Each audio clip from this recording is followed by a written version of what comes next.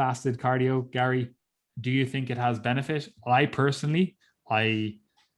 think it does have merit from a few different perspectives. I think it does have merit from the perspective of, it potentially sets you up correctly for the day. It also potentially puts you in a position where, if you are trying to mobilize some fatty acid stores, that are more stubborn, we could make an argument that it is potentially beneficial. However, that really only applies to people that are extremely shredded.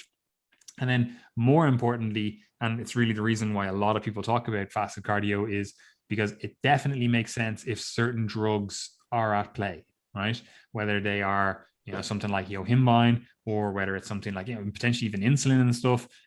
Like it definitely does make, or growth hormone as well. Like it definitely does make sense if certain other drugs are at play. But for most people, fasted cardio is just not like a magic pill. It's just not oh, this is the thing that's gonna, get you the extra benefits that you wanted.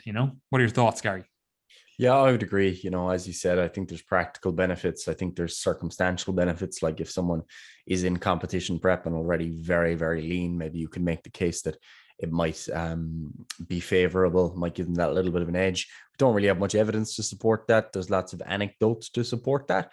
And it's something that's always been done in bodybuilding. And I think you can make some physiological rationale, but very difficult to tease that out because of the minor magnitude of effect that you would expect, which might be significant in bodybuilding, but very unlikely to be significant anywhere else, including statistical outcomes in a research study. So for most people, there might be a practical benefit of doing it first thing in the morning, but I wouldn't really suggest it as being a superior tool for fat loss. We've discussed before some of the benefits of potentially doing fasted or low energy availability training for some of those adaptations to the mitochondria and other cardiorespiratory fitness components, especially for endurance athletes. There might be some benefits to training in low carbohydrate states, but for fat loss,